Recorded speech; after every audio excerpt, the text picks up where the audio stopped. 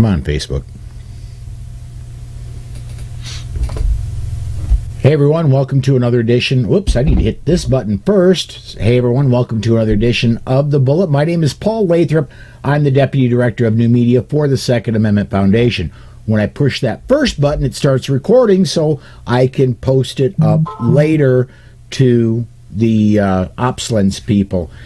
Joining me today, Alex Ooley. Alex is with the Ooley Law Firm in Indiana. He joins us every other Friday to talk about the legal aspects of Second Amendment. Alex, we've got an interesting story to start with, but what I want to do is to get off on the right foot here.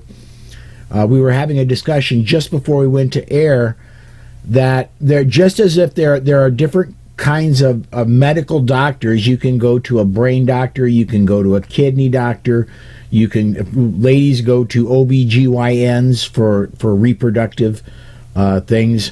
There are different types of attorneys. There's corporate attorneys, there are copyright attorneys, there's criminal defense attorneys, and not necessarily one attorney can cover all things, right?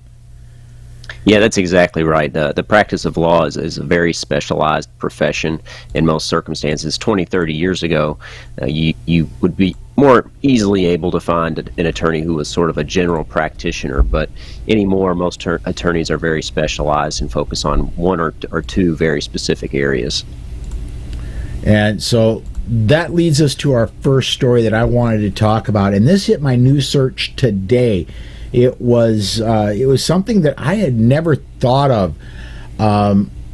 This comes from Lexology.com, which is a website I found out after I stumbled on it, made for attorneys, because after I was sitting on the page for a while and had read this a couple times, they wanted to find out what kind of an attorney I was, where I practiced, and all that kind of stuff. And I'm like, oh, I'm not an attorney and I don't even play one on TV, but the story basically says that and let me actually try to pull this up in a different browser. Maybe it'll let me pass the let me go past the there we go. The title of the article is the right to self-defense an exception to employment at will. It goes on to say that every state except Montana, you can leave your job or you can be fired from your job for almost any reason. The only exceptions to that reason being, for example, because of protections. For example, you can't be fired because of the color of your skin. You cannot be fired because you're a woman. And the article brings up, is there a exception for the right of self-defense? They cannot fire you for doing something you legally have the right to do. And they bring up a Donez versus Leprino food. The employee got into a physical altercation with another employee who had pushed him first, and the employee who was fired said, look, this guy attacked me, he pushed me, I was just responding. And when everything wound up, the guy was still fired and the company was cleared. But this brought up an interesting thought in my head. Is there, and I don't know of one, I guess I'm asking you, Alex, is there an exception for the right of self-defense? If you are working, can you be fired for defending yourself? Yeah, so this Paul, goes back to the point you were making at the beginning of the show about how lawyers are very specialized. And so just to start out, I'm not an employment lawyer. I do primarily criminal defense work. I do some firearms-related work, expungement work, things like that. I consider myself more of a constitutional attorney, but I certainly am not an employment lawyer. But to start out, with that said, I'll say that employment at will simply means in a generic way, that the employer or the employee may terminate the employment relationship at any time with or without cause or notice. Okay, so it's both ways. It's for the employer and the employee. And you talked about a few exceptions, but this article was interesting because it brought up this concept of the right to self-defense, and whether or not exercising your right to self-defense would be an exception to this employment at will policy. And that's what this is. It's a public policy that employers and employees are employed or are employees at will. So Indiana certainly does not have, that I'm aware of, any sort of exception for exercising the right of self-defense in the workplace. So if you're fired by an employer in Indiana because you exercise the right to self-defense in the workplace, I'm not aware of any kind of exception, but apparently there are a few states who have this exception. And it's kind of an interesting idea because certainly the employer has the right to run their business as they see fit and in the way that they think is most beneficial to their business. But at the same time, we don't want people, as a public policy matter, to lose their right to self-defense when they go to work. So there is sort of an interest balancing going on here, and I'm not aware of any challenges that have been brought up to that in Indiana. I know it brings up a sort of a related topic about whether you can carry at your place of employment. And Indiana has kind of made this compromise because some employers want to keep their employees from carrying a firearm at work. And that makes some sense because the employer owns the property. It's their property. They can include or exclude whoever they want from the property. But Indiana has said that employers can't keep their employees from keeping a firearm locked in their vehicle while they're at work. So there's sort of this balancing act there. But there hasn't been any litigation with respect to whether or not the employer could fire you for exercising the right of self-defense with or without a firearm. So it's an interesting concept. That's one concept that I've always had a problem with is the employer says you cannot bring firearms onto my property. I get where they're saying why they may want to say that. However, my car is my property, and I don't get where they have the legal right to say what is in my property. Let me get a couple comments in here. Charlie Chambers says, fired and you can take them to court, make them pay. At will doesn't allow a hostile environment. This I know. You can take an abusive business to task legally. And go ahead. I'm sorry. I was just going to say it would be interesting to see somebody challenge this sort of situation where maybe they do act in self-defense at their place of work and they're fired for it.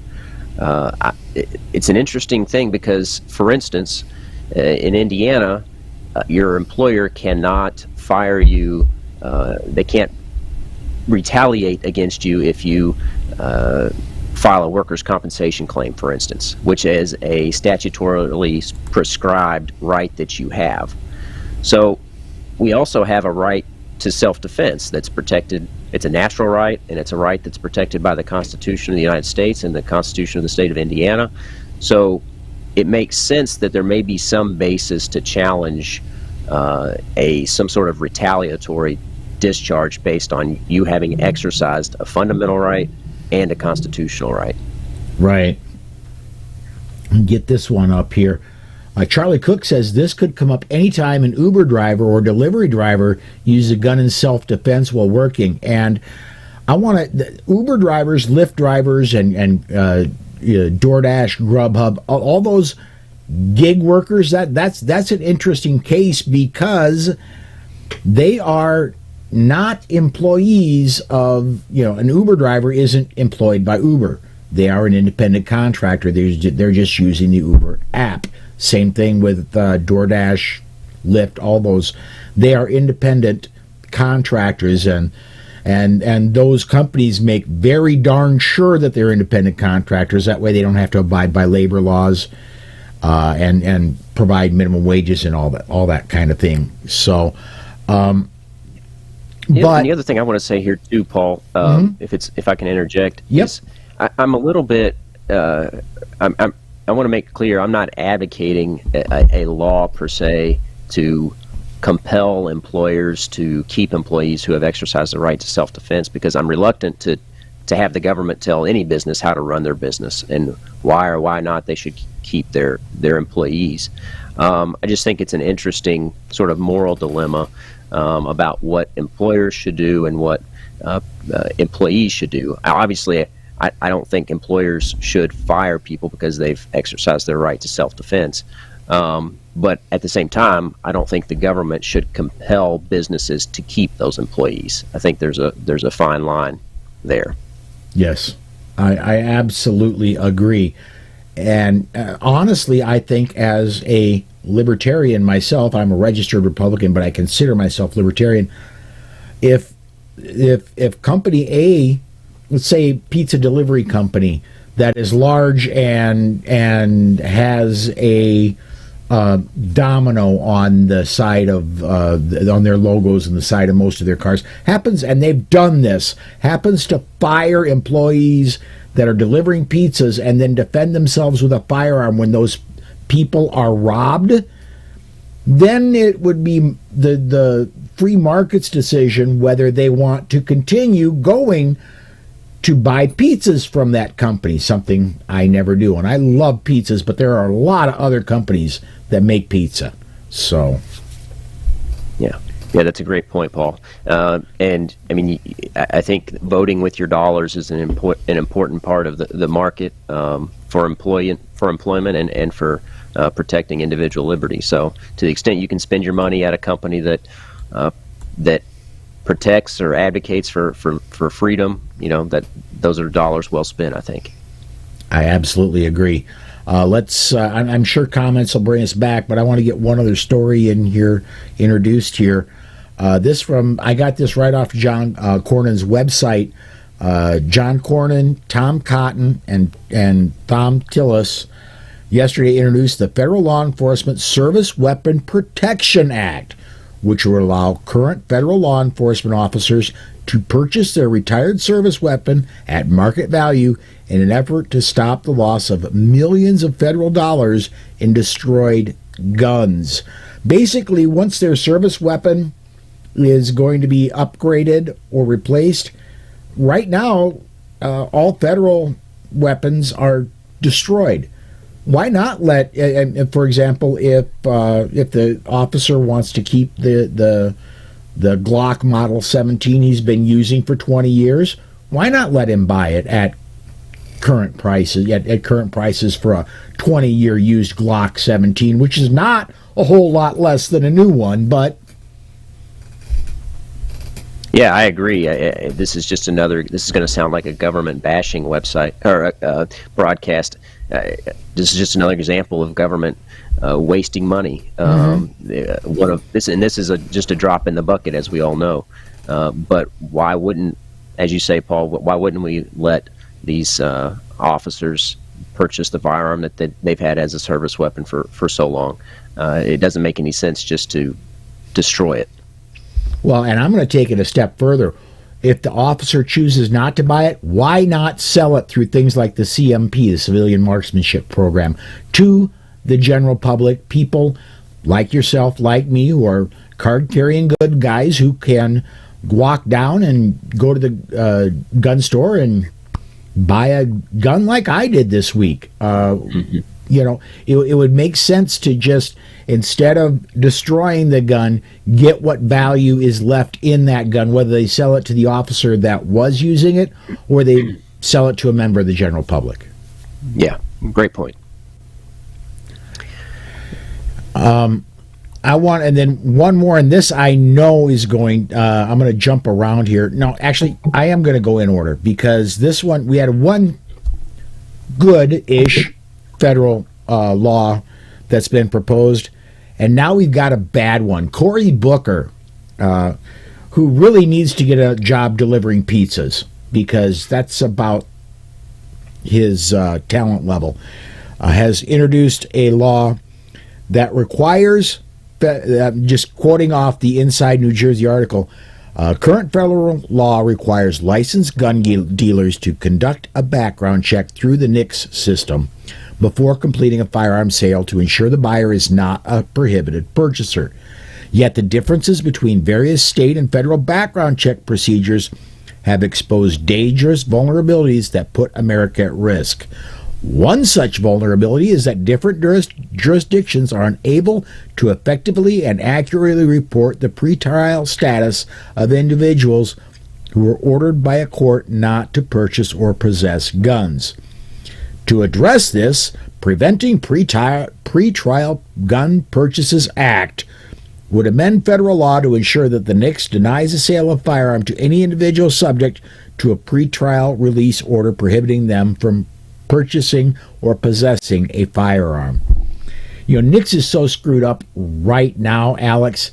It is really easy to get delayed or denied, and it is really hard to fight if you've done nothing wrong. It's really hard to get your name back on the clear list. This is just another way, in my opinion, to further muddy up the waters and further break an already broken system. Yeah, once again they're gonna spend a bunch of money to try to fix a broken system, and for what reason? Is there any evidence that fixing this so-called loophole is going to provide any benefit at all? And I think the answer is no, it won't. As we know from lots of mass shootings, the systems in place could have worked if they simply used the systems that were in place to prevent these folks from obtaining firearms. But as we all know, people with ill intent can find ways to get a firearm nonetheless. So they don't use the systems we have in place, and this is sort of I think a false flag to try to say we can stop all this epidemic of gun violence if we just spend more money and fix these certain things that would restrict people from obtaining firearms. The good news is I looked up, I forget the name of the website, but there's a website that gives a percentage chance of what certain legislation has to pass, and I think it gave a 3% chance of this legislation passing. So that's the good news. Yes. And I would say if we can hold it off until after November, I'm going to say it's got a much less than 3% chance. Yes. And then I think this is going to take up most of the rest of the time we have. If not, I do have a backup story toward the end. The end of this month is the Nra Annual Meetings. I've been planning, and I will be down there. I will be broadcasting live from the Nra Annual Meetings. Susan and I actually leave not next week, the week after next we leave to go down to the Mingle. The week after that is the Nra Annual Meetings. We've got 5 days to get between Atlanta and Houston. That's a 12-hour drive. I think we're going to make it. But to get back on point, it was I've seen several articles today that Philip Journey and two other board members are asking Lieutenant Colonel Alan West, former Lieutenant Colonel Alan West, to please run for executive vice president of the NRA. They're asking for NRA executive vice president Wayne LaPierre to be replaced, and the person they're asking to run against him is Alan West. I personally, I've said this many times on the air, there's rot at the top of the NRA. Wayne needs to go. There are several other people at the top of the NRA that need to go too, but Wayne is the head. Wayne is the source of the rot. If not the very center of the source, he's close enough that he has to go. This would be a good start, in my opinion, Alex. Yeah, I agree, Paul. I think, the NRA is composed of millions of hardworking, gun-loving, freedom-loving Americans, and there's a great source of strength in having that level of membership. But the NRA is not acting to its full potential because of the leadership and because of, as you say, the rot at the top. And I think Lieutenant Colonel Alan West would be a great replacement. I think we all want the NRA to succeed. It just needs to succeed with different leadership. And I think it can only succeed with different leadership. So I hope that some changes can be made and can be made soon. Yes, absolutely. We haven't got to comment, and we've got some comments to come. I think we're going to be bouncing in between stories we've done. Going back to the story about reselling the federal firearms that are being upgraded. Big John 410 says, all those poor SIG 226s from the Department of Homeland Security, when their end of service comes up, they are destroyed. So hopefully they can find new homes. Those poor lonely guns. And Michael says, referring to the NICS system, too many agencies that do not communicate with each other. So, and then one other story I want to get to, Alex, and we got about enough time to cover this one. This one I just noticed this 20 minutes before we went to the air. This one off the Times of Israel.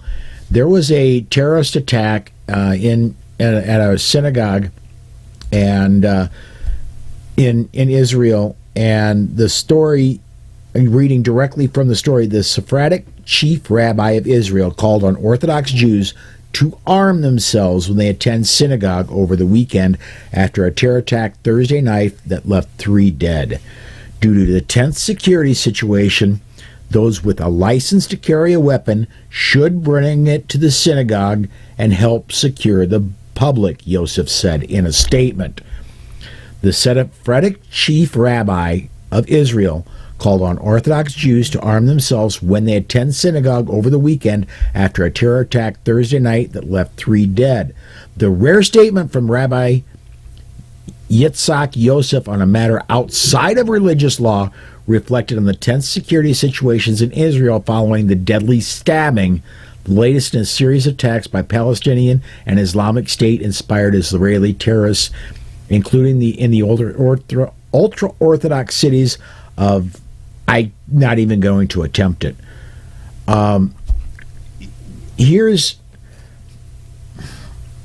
This is what church security should look like. This is what, if there is an issue with people attacking you, yes, I mean, and if you have a license to carry. I would say probably keep it concealed, but if they're going after you, and they're going after you because of your religion, as they are in Israel with the Jews, yes, if you're going to gather to worship, protect yourself while you're doing it. Yeah. As we know, Paul, I mean, the best way to stop a bad guy with a gun is not fixing NICS. It's not universal background checks. It's an immediate response, and usually by a good guy with a gun. So the more good people there are who are armed and ready to respond to people with ill intent, the more likely they are to mitigate and minimize the casualties. So because law enforcement, let's face it, they have a tough job and they can't be everywhere all the time. So if armed citizens can stop the bad guys with guns or with other weapons, society's better off for it. Yeah, and it wasn't mentioned in the part I quoted from the story, but the rabbi did request you concealed your weapons, that you didn't, bring you didn't open carry while you were attending synagogue. So, and that I guess does make sense, but there's the thing is, these people were being stabbed. The 3 people that were killed were stabbed to death. These weren't Israel isn't as pro-gun and as free as a lot of people think it is. There is licensing requirements. Not everybody can strap an FN to their back and walk down the street. But yeah. Anyway, this doesn't apply to Israel, but here in the United States, obviously, it's a related topic. If you are going to carry at church, be sure that it's lawful to carry at church, because some states restrict the carrying of a firearm in church. So make sure that you are able to, in fact, carry lawfully in church. And a great resource for that, I know we've mentioned on the show a few times, Paul, is handgunlaw.us. It's a great resource to find out not only where your license, if you have a license to carry a firearm, is recognized in terms of reciprocity, but also what are prohibited places in terms of where you can or cannot carry within your state. And handgunlaw.us has a nice digest of that sort of information. Yeah. Michael over on the Facebook side, maybe have the blessings of the guns like they have for bicycles. They do, there are churches that do that around hunting season up here. So, yeah. All right. One thing I'd like to mention real quick, Paul, if we have time, is the New York State Rifle and Pistol Association case. I know you've mentioned it on the show a few times, and with me and with other guests, but it's almost June, and we're hoping to get a decision in that case by the end of June, and maybe sooner. So, and for people who don't know, that's the case out of New York State Rifle and Pistol Association versus Bruin, where the Supreme Court is considering whether or not the may issue licensing system that New York has is constitutional. And we hope that the Supreme Court decides not only that system is unconstitutional, but gives us some guidance about what sort of lens, what sort of review should be applied to restrictions on the Second Amendment. And obviously, there's been a lot of news lately with the Supreme Court, with the bit. Exactly, with the leak about the abortion opinion. I don't know that will have any effect on the New York State Rifle and Pistol Association case, but I hope anyway that there aren't certain tactics or leaks associated with that case. Although I'd like to know what the justices are thinking. I think to protect the integrity of the process, I hope we don't see anything similar with the New York State Rifle and Pistol Association case. I want to bring up one thing while I've got you on, because you are our legal guy. One thing that got brought to my attention, and I brought it up on the air, was it was mentioned that because on this decision, Alito was going to be the lead author, the author of the majority opinion, or supposedly according to the leak. That raises the odds that Thomas would be the author for the Bruin decision. Does that make sense? Am I off base on that, or is that a true statement?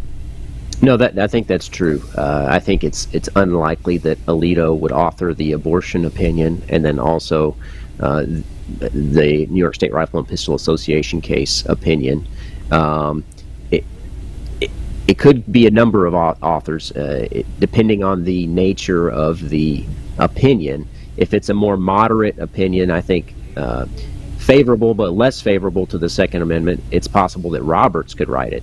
If it's a stronger opinion in favor of the Second Amendment, it's more likely that someone like Thomas or Gorsuch or Kavanaugh or even Amy Coney Barrett could write the opinion. But yes, because Alito is writing the abortion opinion, I think you're right. It's less likely that he'll be writing the opinion in the New York State Rifle and Pistol Association case. Yeah. All right. Well, we are down at the bottom of the hour. On our way out, is there anything you want to push? Anything else you're doing? Anything you want to plug, Ben? No, I think the biggest thing was I wanted to make sure that the viewers keep an eye out for the opinion in the New York State Rifle and Pistol Association case. That obviously we're all anxiously awaiting that opinion, and I look forward to talking about it when that opinion comes down. So and traditionally that happens late May, early June is when the spring opinions come out, right? Yes. Yeah, in fact, the abortion opinion in the Dobbs case was argued at oral argument after the Bruin case. So I would expect, I mean, there's no particular order that the Supreme Court has to release their opinions, but based on that, I would expect that it would be relatively soon. Very cool. All right. With that, I want to remind everybody, no broadcast tomorrow, no Saturday Bullet. Matter of fact, no Saturday Bullet for the next 4 weeks officially. I may pull one off if time allows, but I know tomorrow it won't happen. I know the Saturday after that it won't happen. We'll see. But I do want to encourage you, come join us Monday through Friday next week, 5 p.m. Central Time. We'll be talking about everything that happens in Second Amendment media. For right now, everybody, thanks for watching.